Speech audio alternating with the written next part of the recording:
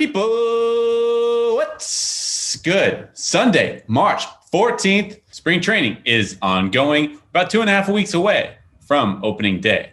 My co-host, the World Series champion, Will Middlebrooks, joining me as always. What's poppin', my dude, Will Middlebrooks? I'm living the dream, Danny. You know, talking baseball. I'm in Florida, not dealing with snow. I had no complaints, man. I very rarely will have complaints for you on here. We're not going to have complaints later in the show when we got Pitching Ninja joining us on the show. Hey-ya! You're wearing the Pitching Ninja hat, I see already. That was a good day to bust this out. I wore it a few weeks back, but how a hitter got his hands on a Pitching Ninja hat is beyond me. But I am, as you see, rocking my White Sox hat because we're talking American League Central. And you know what? The reason as a hitter I have this is because I help pitchers out so much as a hitter. Fair enough. Well played. I contributed a lot to their careers. Well played. Let's talk AL Central. Let's get right into it because, I mean, the White Sox made a whole lot of moves this last offseason, obviously bringing in Lance Lynn, Adam Eaton, adding Liam Hendricks to that bullpen. That bullpen's nasty, and not a lot of people are giving them credit, but we'll talk a little bit more about the White Sox later. The Royals had a sneaky offseason, adding Carlos Santana at first base, trading for Andrew Benintendi. And then the Twins are kind of the Twins. They are what they are. They were able to add Andrelton Simmons, but they also lost Trevor May and Sergio Romo to that bullpen. They lost Marwin Gonzalez, Eddie Rosario. Right. Easy. So some mix. They lost a lot, actually. You're not loving the Twins, huh? I don't not love them. I just don't love them as much. It's really been the Twins for the past 5-6 years, right? Yeah, I mean, their lineup's I think their lineup still hits. I think they still score runs. I think they hit homers. They still got a lot of sock, in the lineup. But I honestly don't know much about their bullpen. I know their starting pitcher. They have some good arms. Mm-hmm. I mean, Barrios, sorry. Barrios is nasty. He's so nasty. I feel like Maeda is too. The way he manipulates the baseball is just as good as just about anybody in the league. And then Pineda, I don't really know what we're going to get out of him this year. I've seen him in spring. He looks like I'm not body shaming, but he looks really out of shape. Really? Yeah. Well, as a pitcher, like some guys, they're fine that way. I mean, CC Sabathia was better when he was fat. He lost all that weight and he was throwing 87 and got crushed. So who knows? That probably has nothing to do with it. But they were able to be very competitive. I think they're going to be very competitive. The White Sox are loaded, man. That's what I want to talk about. You wore their hat. You clearly want to talk about them too. They're loaded. They got Tim Anderson, Makata, Jose Abreu. Ever heard of him? He's won an MVP. I mean, and then that's just their offense. I mean, I'll let you talk about their pitching. You're the pitcher here. But they're filth. And with every team, it's like, if healthy. Yeah, I know. But every team. I don't know how much depth they have behind their rotation. I got Kopech coming back. That was 100. He looked really good in his first outing this past week. At the back end of their rotation may be an issue. But when you got Lynn, you got Keuchel, you got Giolito. All three of those guys finished in the top 10 of Cy Young voting last year. They're the only team in the American League with 3 pitchers in top 10 Cy Young voting last year. Yeah. Lance Lynn, Dallas Keuchel, Lucas Giolito. And you mentioned the back end of that rotation. Dude, they're no Dylan Cease. Forgot about him, yeah. You could say there's question marks. Like you said, Dylan Cease, he's got a really, really good strikeout stuff. Just hasn't been able to, get the control part of his game down quite yet. But if they get one, maybe even better, 2 of those guys between Kopech, Carlos Rodon, they re-signed too, and he's had injury concerns. I think Kopech's the guy. He is the guy. I think he's the guy that will kind of be a wild card for them. I don't think they're going to stick him out there for 200 plus innings, though. I think they're not coming off of his surgery and rehab and all that. But right. I mean, I think he is going to be much better than people are expecting. I will say that.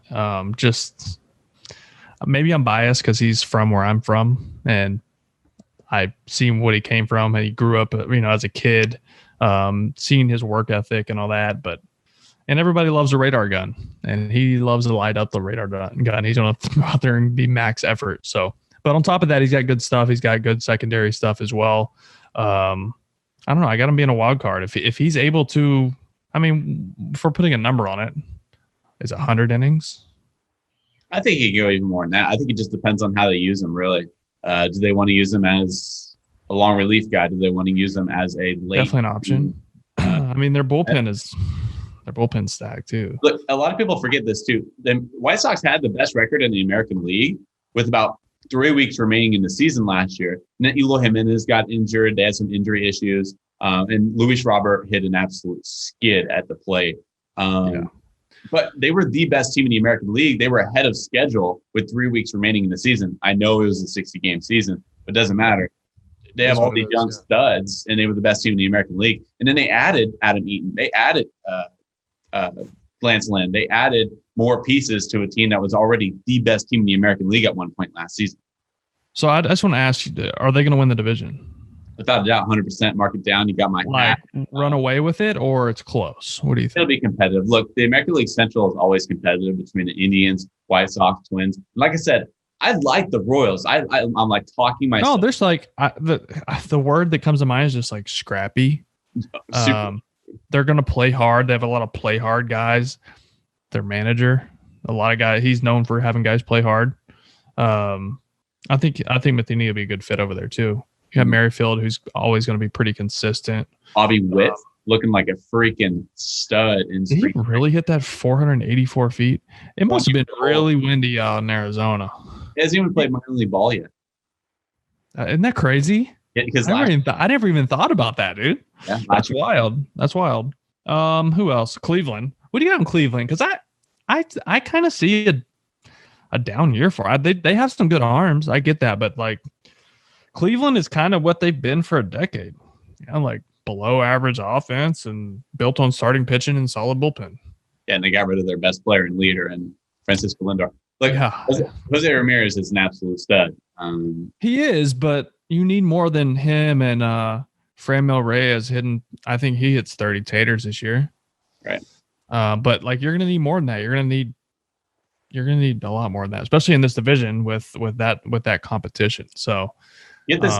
I got a stat for you though. Jose Ramirez since 2016, he has 328 strikeouts. He has 325 extra base hits.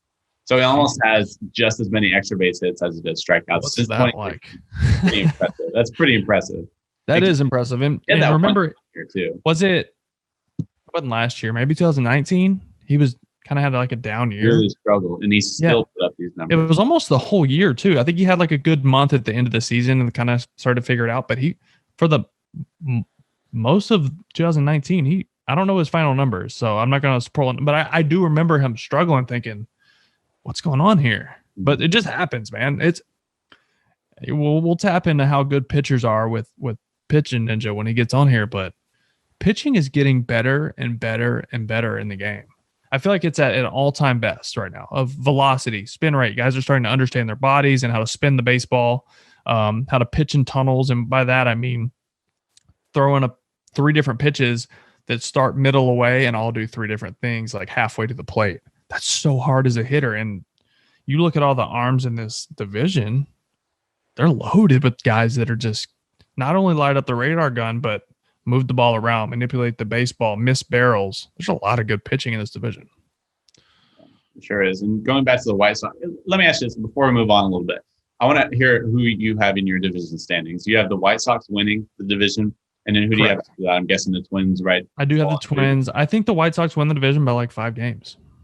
You got them running away with it pretty much. I do. And I feel like that's running away with it for this division because I think a lot of people have it super close, but I think they win it by at least 5 games. Dude, a lot of people are saying like, why are you putting so much disrespect on Minnesota? It's not that we're putting disrespect. It's not disrespect at all. Chicago. Like Chicago loaded. If you go 1 through 9 through that lineup, pretty much they have 6 guys in that Chicago offense that are projected to hit 20 or more homers. The other guys are Andrew Vaughn, who's their top hitting prospect, and Nick Madrigal, who's probably going to get 200 hits this season. Exactly. Going to strike out like 30 times. Yeah. I mean, they're dangerous. They're dangerous. They're dangerous like the Yankees are offensively. Like 1 through 9, they can hurt you. And then you combine that with that starting pitching that we talked about, and then that they are maybe one of the most complete teams in the game. My infatuation with the White Sox has nothing to do with the Twins. Nothing to do. Right. It has everything to do with what's already on that roster. Are they the most complete team in baseball? Or no, only because they don't have the experience yet. Well, I'm not talking experience. I'm talking about talent at each position. So you got lineup, starting pitching, bullpen, and then bench. Bench in the AL, honestly, doesn't really matter. No. Unless there's injuries, because there's double switches and all that because of the DH. So I don't know much about their bench, honestly, to be honest. So, but between their lineup, their bullpen, and their starting rotation, they're a very complete team. Yeah, I mean, they're going to have some depth between Danny Mendick. They have some outfield depth as well. Okay. Jonathan Lucroy. Out in the outfield, they're going to have Lucroy's having a good spring. So, I mean, he's only played 4 or 5 games, but Adam Engel's a really nice fourth outfielder too. So okay, good to know. I mean, you're going to rely on those guys for weeks at a time sometimes because people do get hurt. All right. We're back to the grind of 162, and there will be months where certain guys don't play. That's just how it goes. So to answer your question, they're not the most talented team in baseball, but I can make the case. I don't think they're the most talented in American League. I can make that case. Absolutely. You think they're more talented than the Yankees as a whole? I do. Yeah. I think their starting pitch. I think their rotation is better. Yes, I know Garrett Cole is the best of. I get it, but you don't know what you're going to get from Kluber. You don't know what you're going to get from Tyone. They 2 high ceiling guys. I get that, but the floor is pretty low too. And then you really don't know what you're going to get 4 and 5 in New York either. We talked about this on Twitter the other day about the the ranking of rotations in baseball, and it was maybe the worst list I've ever seen. The fact that they had the Yankees, 2, 3? I don't even know. They had them ahead of the White Sox. They had the Padres ahead of the Dodgers, which the Dodgers have a better rotation than Padres. Padres are great. Don't get me wrong, but it's not Buehler, Kershaw, and I mean, we're talking about other divisions now. Sorry, you get me rolling. I start talking about just random everything. Sorry. The White Sox bullpen is not going to get credit because they're a bunch of nobodies, universal wide. Whereas the Yankees, okay, no. Well, let me rephrase. Some of them, yes. The Yankees have big name guys, Zach Britton, Aroldis Chapman. They have big name dudes in that bullpen. I know they got rid of that Martino, but I know Britton got hurt. But they have big name dudes and at the Yankees, so they're more well known. The White Sox, Liam Hendricks, Aaron Bummer, Evan Marshall, Garrett Crochet. Not your superstars. I get what you're saying. That's a good point. These are really, really good pitchers, but nobody knows about them because 1, they play in Chicago on the South Side, and 2, they're in the American. Liam Hendricks' sign was huge. Yeah. He's been the best. Like having a guy to come in and close, man, like that's as a player. So there's no better feeling than when you, like in 2013, we had Koji Uehara. Mm-hmm. Not a typical closer. He stepped in because we had some injuries to some guys, and he stepped in and was our closer. But he was so dominant that year. When he was coming in the game, it was almost like, all right. Because normally the last 3 outs of the game are so hard to get. They just feel like they're the hardest outs in baseball. And when you have a good closer that can come in, and before they're running in and they're not even to the mound yet to warm up, and you're like, game over. That's such it relaxes you as a defense, and then you make more plays. Because those outs are still tough to get, but mentally they're not as tough when you got a guy come out of the bullpen like a Liam Hendricks. It's not just him going out and actually making the pitches and getting the outs. It's a mental thing for your team. Yeah, really good story too. The fact that he got paid, I was super happy for him. Heck yeah, man. Let go by a few different teams, really cool. You got anything on the Tigers? I mean, they were competitive through about 30 games last year. They were actually fighting for that 2nd or 10th wild card spot because there's that expanded playoff. Right. No, they're still. They're doing what they have to do to rebuild. I mean, it stinks, but that's just part of the cycle of the game. It's where they're at right now. So, I mean, they're still 2 or 3 years out of being competitive, I think. You like AJ Hinch back in baseball? I love AJ Hinch back in baseball. He started his time. I saw somebody go. Same with Cora. I mean, They're two great baseball minds. Did they do something wrong? Did they cheat? They did. And they paid the penalty, and now they're back. AJ Hinch is going to do great things with that organization. He's been through a rebuild before. Let's not forget. He's been a part of a team that rebuilt, and then now Bo Porter was also there in Houston as a manager, but AJ came in too and was with that group, so he knows what it takes. He knows what it takes. He's very positive. He's a confidence building manager, and he's good with young guys, which they have a ton of. You know, it's amazing. This is what I'll say about the Tigers. Probably not going to be the most competitive team, but at the same time, Miguel Cabrera, obviously a lot of people are saying he's washed, he's done. Yeah. Maybe the numbers aren't quite what they once were, but he's 37 years old. Last year, his exit velocity, 97th percentile. Hard hit percentage, 91st percentile. Expected batting average, 86th percentile. Barrel percentage, 63rd percentile. And look, I'm throwing out all these numbers. It essentially means this dude's still hitting the ball extremely hard. He's still one of the best hitters. Extremely hard for an old guy. He's one of the best pure hitters to ever play the game. Right. And he's still doing it at age 37. Look, he doesn't quite have the power he once was or he once did, but his body let him down. Like he looks good. He's gotten. He looks a lot. No, I just mean like over his career, like the past like 4 years, like he's just had a ton of injuries. And when you're a big guy like that and you have a flat tire, you're not going to move well. Like you're not going to do anything well hitting, regardless of if you can't run. Like if your foot hurts, you still can't hit. It sucks because, I mean, he'll probably still end up being a Hall of Famer, but first ballot. His numbers were, yeah, right. His numbers should be better than they are. Unfortunately, his contract has handicapped that team financially too. Right. Spot on. Yeah, you're right. It has, but you got to pay guys like that. Certainly. Okay, before we move on to Pitching Ninja coming up next, do you give the Royals, because I want to talk about the Royals, dude. I like what they did. I like them too. I'm a big Andrew Benintendi fan. Same. So I think he 26? I think he busts out and plays well. I think he makes Boston regret that move. And Mondesi, we've talked about this guy before. I think Mondesi I think he's going to be a stud. He has the capability and the talent to be a Lindor type player. Mm-hmm. He's going to steal a ton of bags. He's going to ton of hits. He plays defense. He just hasn't put it all together yet. He's still a baby. He's still young. He's still time. How old is he? He's 25, but that's still young. I don't know why I thought he was like 22. That's on me. My bad. 25. Either way, the talent's there. And I think this is a perfect year for him to put together. Like, no one's really worried about the Royals. Nobody's like, there's not a spotlight on the Royals right now because of the Twins, because of the White Sox. And I think he quietly puts it all together this year and can turn into a superstar. I really believe that. Brad Keller looked very good last year, too, for the Royals, by the way. Yeah. So, look, the AL Central is going to be interesting. I think the White Sox, we can both agree, are going to be the upper echelon, the team to beat, not only in the division, but in the American League. Any final thoughts on the division other than the White Sox? Twins are going to be there, but I mean, it's just going to be super competitive. We have a lot of good divisions in baseball this year, like where even the teams that are going to finish fourth, you look at the AL East, like even Boston, I got them finishing fourth, but I think they're super competitive. There's teams going to like that all over the place that can still beat you. That's just the game of baseball, but there's some really competitive fourth place teams.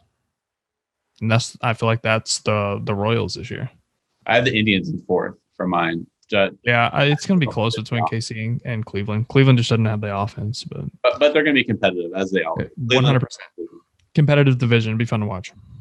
All right, let's move on. Pitching Ninja coming up next. Yeah, the Pitching Ninja. Hi-ya, Rob Friedman back in the business. What's happening, Rob? Pitching Ninja, the social media star, joining us on the Fantasy Baseball Today podcast. What's happening, Rob? Nothing much. Can I use that as my sound effect, like when I do for my openings? Hi-ya. Yeah, that's really impressive, dude. I was like in the shower this morning, like doing like, should it be like a hi-ya or like? I was going to bring that up because you never don't practice your intro. I always practice. We've been through this. It's like BP before the game. You know what I mean? Like I'm not going to go on just do a show and go. Good point. You're prepared. I like that. That's one thing about you. I was trying to make the point yesterday. So like I suck at doing intros. Like I start to do an intro and it takes me like 50 times to do one. I just can't ever get it right. So you need to practice. That's good. Just be in the grocery store picking out things. You can be that crazy guy picking out like, yeah, I need Pop-Tarts. Yeah. Just be that guy. Yeah, no one will go anywhere near you, and you'll be first in line and everything. That's fantastic. Great point. Yeah. Let me ask you a baseball question and not crazy grocery store questions. We're talking AL Central on this podcast. Obviously, the White Sox made some big time moves in the offseason. Let me ask you this. You're a pitching guy, obviously. What pitchers do you like in the American League Central coming into this season? Dude, I love the White Sox are like, I mean, they're going to be tough. Like they can shorten games like crazy with that bullpen. I don't know how folks are going to score off them. I mean, not only to have starting, I mean, Giolito's like one of my favorite dudes, and he's figured it out, and he's just a bully on the mound now. Yeah. But then you can shorten games consistently with that bullpen. I mean, when Crochet's coming out of your bullpen, you got Liam Hendricks now. Yeah, it's crazy. So as far as shortening the games, that's great in a 60-game season. You know, you look at like the Rays, what they did last year with that three-headed monster with those three guys, Anderson, Castillo. What's the other guy's name? Why am I blanking? Fairbanks? Fairbanks. Yeah. How do you forget? Yeah, exactly. You weren't blinking. You were blanking. So that's solid during a 60-game season. But then you play 162. At what point does your bullpen get to August or September and go, uh-oh, I'm out of gas? Well, but it's not like they don't have starting pitching. I mean, right. They've got their share, so they're going to be able to shorten games when they want to. But otherwise, they have starters, they have length. I mean, they're going to be look out. Hey, that team is tough. Yeah. Do they win the division? They can absolutely win the division. I know they can. Do you think they will? I think if I were a betting man, which sometimes I am, yes, I think that I would pick them. But I mean, you know, the Indians keep minting starters too, right? I mean, they're just like, they can trade away everybody, just boom, boom, boom, and they still bring them up. And that's nuts as well. I'm starting to think if I put on an Indians jersey, I'm going to start throwing 95. If they throw me out there on the bump, like it just seems like they groom everyone from McKenzie to obviously Plesac, and it just obviously got rid of Clevenger and Bauer. Like it's just come out of everywhere, and they're throwing 95 plus. All right, these are two pitchers talking for the listeners. The Indians can have all the pitching they want if they're going to score 2 runs a game. Right.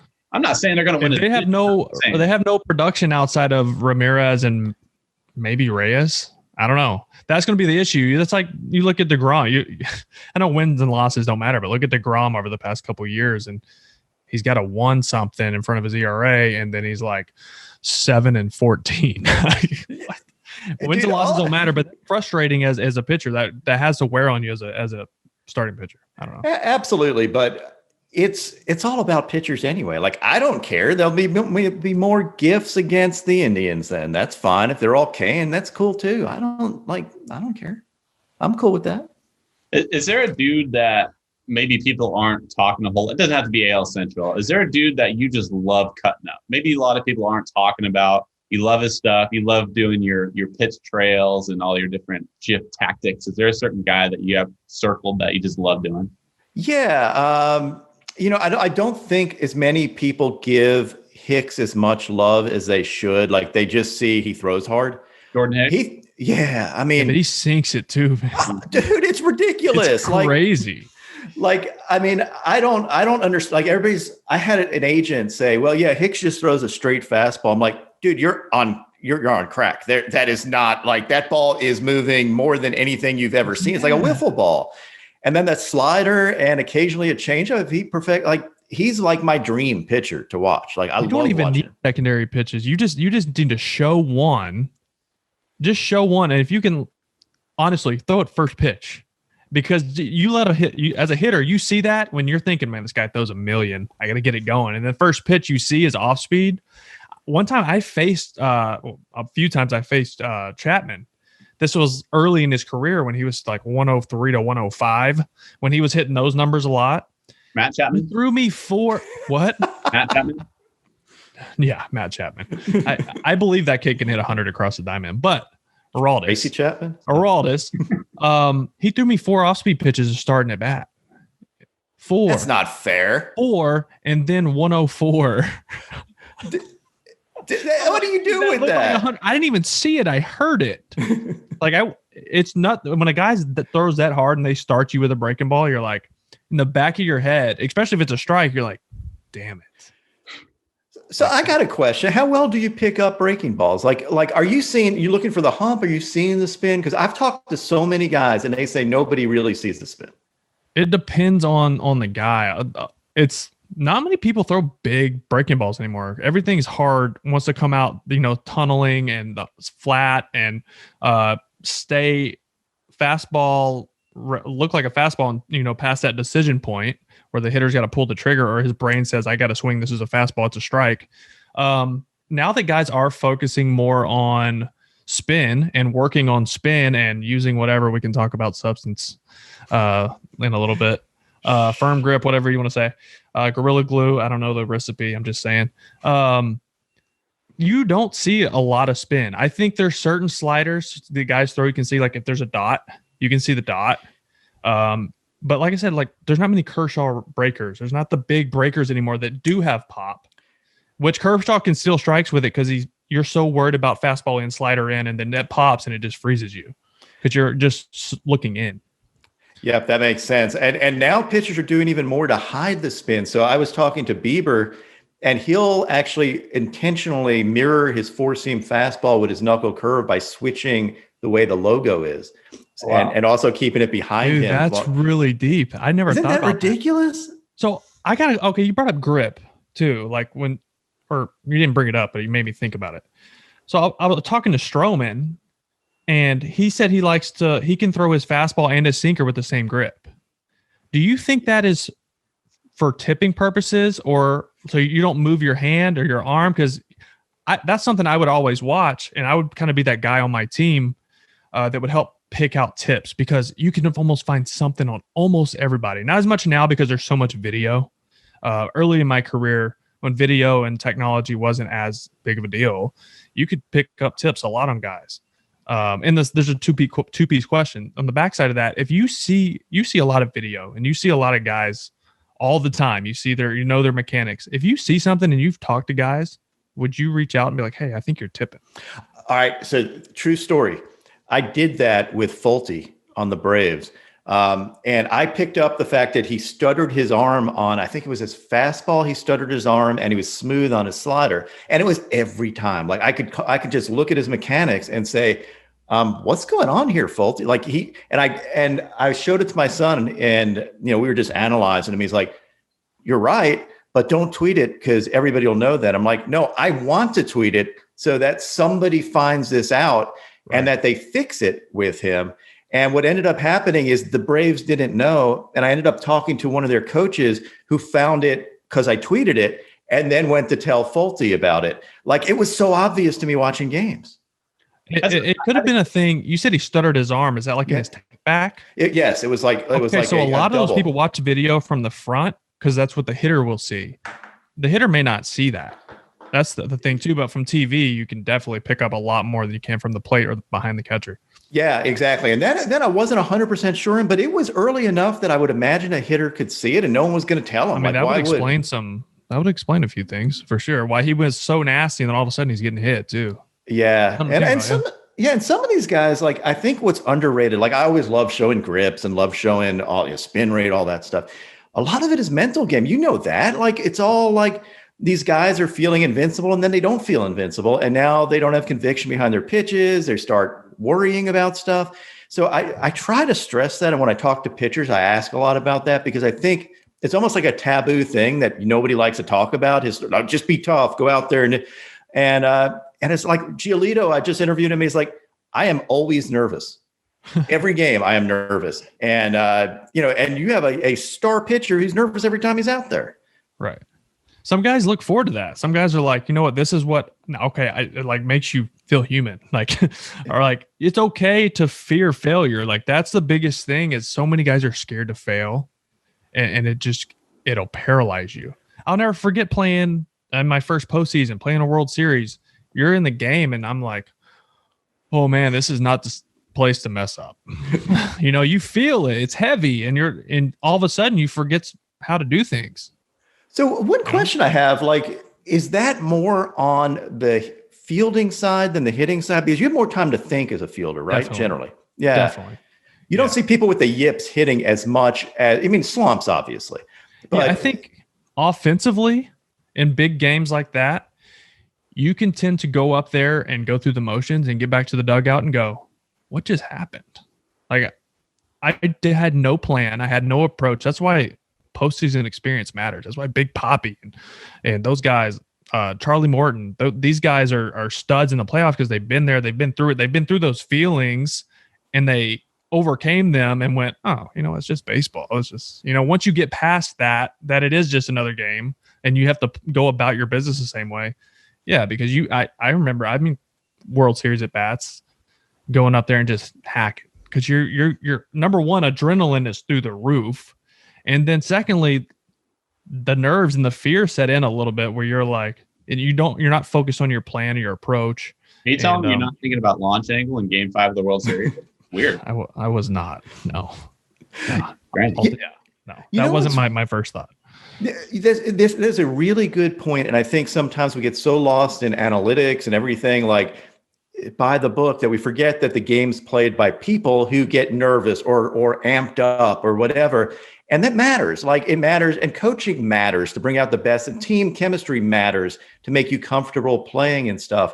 But if you think of it just as a math problem, I think you miss out on like a lot of the stuff that everybody knows in business, everybody knows in other things. Why does that not happen on a baseball team? It's so true. Like some of the most important games played in baseball are on the 8-inch field between your ears. It's right there, dude. Like, there's so many things you can visualize and get into and think about, and you can run it through your head beforehand, and then when it happens or you're going through it, that's the whole thing. We can get into the mental side of baseball all day, but just the visualization and all that they teach, that's real. That stuff really works, as far as, especially in big moments and all that. Sorry, Danny, I'm just blabbering and taking over. And I'm not sure if you're frozen or if you're still with us. Whoa. Hey, can I join this podcast? Yes, I'm sorry. I do. I mean that from the bottom of my heart. I apologize. I do have something to say on the yips, though, because going back to your guys' story about Fulte with the Braves, the thing about tipping pitches is it can snowball. So if you think you're tipping your fastball, you might change your glove position. You might change your hand position. And then that all of a sudden changes where your shoulder is going too. So all of a sudden now your mechanics are changing. I had that issue when I was at my first college before I transferred. So I want to ask you, how nervous were you sending that out? Because I'm sure you want to fix it for him. But the fact that you feel comfortable enough speaking to these guys, I mean, I just caught that piece in the New York Times about your story, which was awesome, by the way. If you guys haven't read it yet, go check it out in the New York Times about Ninja. You are comfortable enough speaking to these guys, and they respect you enough. You were a lawyer, a couple decades ago or whatever it was, and now you're speaking to Major League, and you're making a difference, which I find absolutely remarkable. It is amazing to me. I was talking to my wife last night, going like, I never expected any of this to happen. Like, I'm just a dude with a computer who loves baseball and likes to grow the sport. Like, that is my goal in life, is to have everybody. I think it's important. I think sports are important. I think baseball is important to learn life lessons. And I think there are ways to fix the game. I think the game has gotten too much of a rich kid sport in the U.S. I firmly believe that these $500 gloves and $400 bats are pricing everybody out. And then kids are like, I don't want to ask my parents to buy myself this. I'm going to go play basketball, or I'm going to go play football. I mean, they're just going to do that. No, that's true. That's true. And like, I grew up, I never played travel ball. I played American Legion. And that was, travel ball was still like, I graduated high school in 2007. So travel ball was there. I got offered to go play, but my parents, mom's an art teacher, my dad's a high school coach. We're not paying all this, dishing out this money for me to go play baseball when I can just play at home for whatever $100 it is, to play. So you're spot on with that. And we've talked about this on the show a lot too, is the marketing issue with baseball compared to other sports, and how we think it is trending in the right direction with the youth in the game, the prime in the game getting younger, bat flips, celebrating. It's all good for the game. And it's, once people can get past the baseball purist, which I consider myself a baseball purist. I love the pure form of baseball. I do. But I'm also not an idiot and realize what the game needs to grow. Yeah, but I also don't think it's some of these rules changes that we're doing. I mean, I think we're so focused on changing it's not the game itself. It's the way it's been marketed, and other things are more exciting. Like, people they watch people play video games now. Like, I mean, right. So yeah, we've got to do better about market. Get the personalities out there because there's some great personalities in the sport that nobody knows.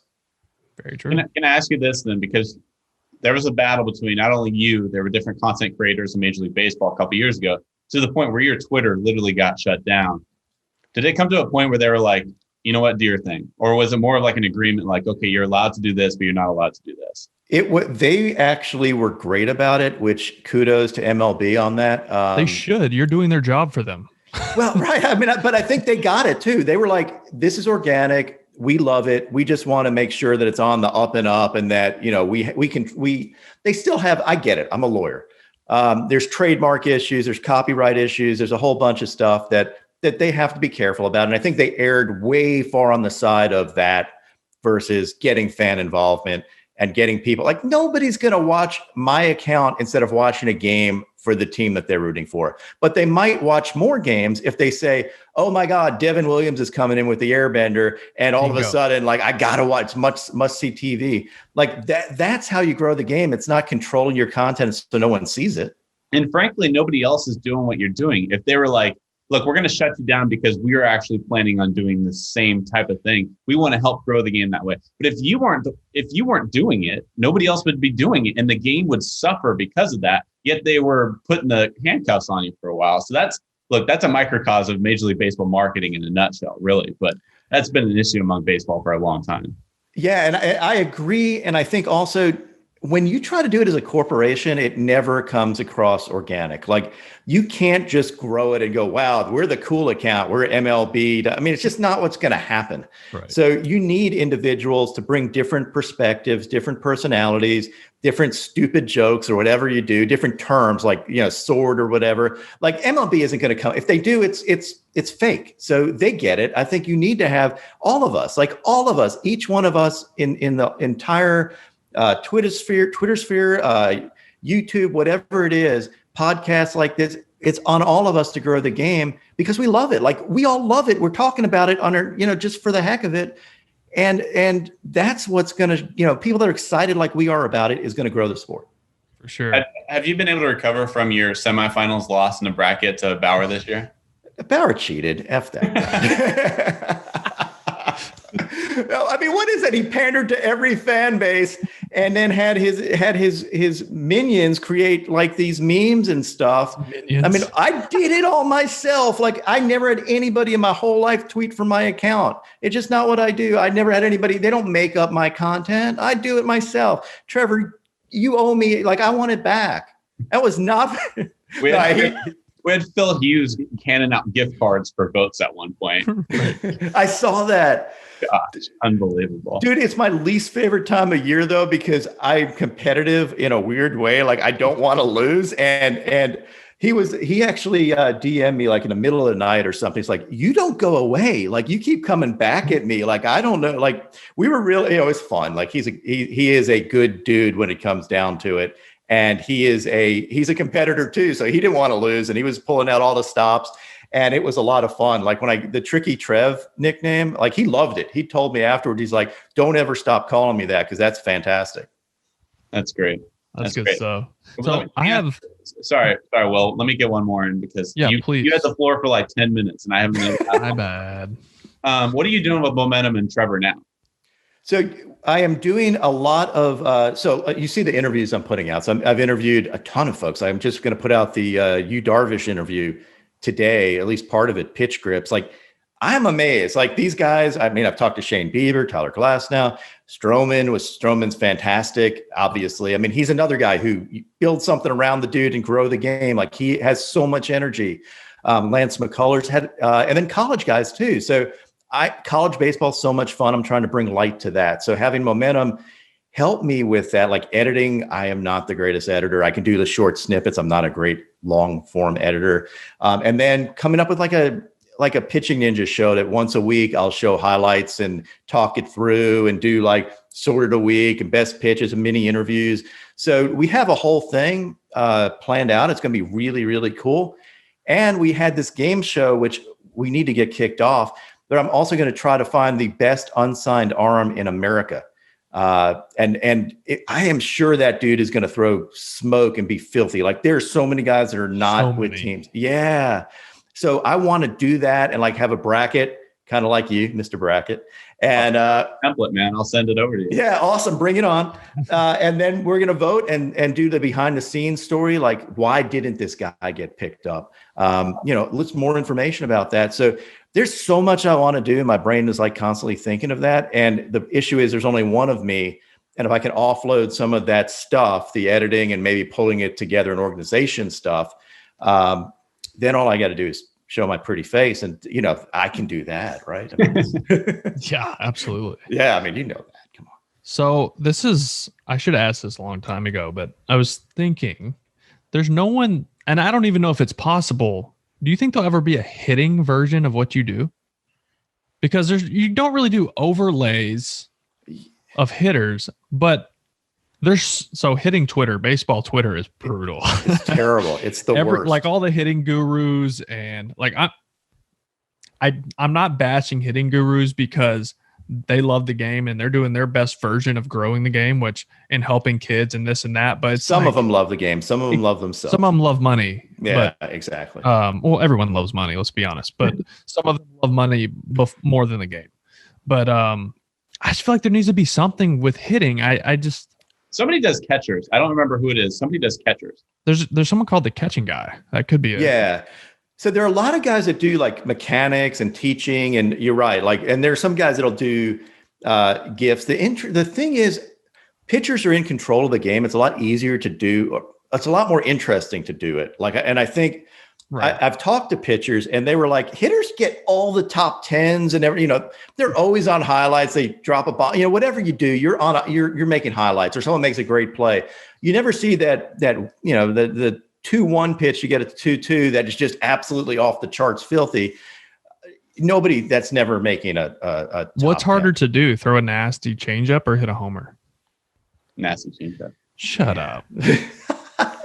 I mean, hitting a homer off a nasty changeup. Yeah. Hey, but anybody can luck into a home run, dude. Like anybody. That was just for conversation. Anybody can luck into a home run. Yeah, I did it 43 times. Shit. I mean, and all right, so part of the thing that I do, I think, and unintentionally, but now intentionally, is I think looking at what I do shows how hard it is to hit this stuff. So people don't yell at you and say, what the hell were you swinging at? Like, what did you do? Now they're like, I see what he was doing. Like, that's amazing that anybody's able to get it. The overlay does such a good job of showing what we talked about earlier, the decision point. We are like, at this point, the ball is halfway there and you have to decide to swing because it's 99, but it might break the opposite direction. Yeah. It's so tough, man. Oh, and he has 2 more pitches other than the 2 you're looking at right now. Like, it's nuts, man. I don't know how guys do it. There was an interview with Chris Bryant about one of my overlays, and it was just like, is this what it feels like? And is this why you swung at that pitch? It's like, hell yeah, it is what it feels like. This is, that's why there's so much emphasis on video study, scouting reports, because guys have tendencies. And that's the one thing that can help you against a guy that throws 100 and has a nasty changeup, but he likes to throw the changeup this percentage of time in a 2-1 count, or he will throw it in, loves to throw it 3-2 or whatever. That it can help you be a better guess hitter, I guess, because at a certain point when the velo gets to a certain point, you have to kind of guess, honestly. Yeah, and that is what every pitcher knows it, especially with higher spin rates. All I hear is that the ball is basically a blur, and you can't really pick up much of anything at high spin rates. Slower ones maybe, and you're right. The slow breakers, sure, but other than that, and if you can hide the dot and stuff, it's really tough. I'm sorry, hitters. Well, that's another. The guys want to say, "Hey, well, why are batting averages so low? All guys are just trying to hit homers." No, pitchers are at an all-time best. You think they should move the mound back? Who? Both of you guys. I'm asking both. I want the pitching. No, I don't think so.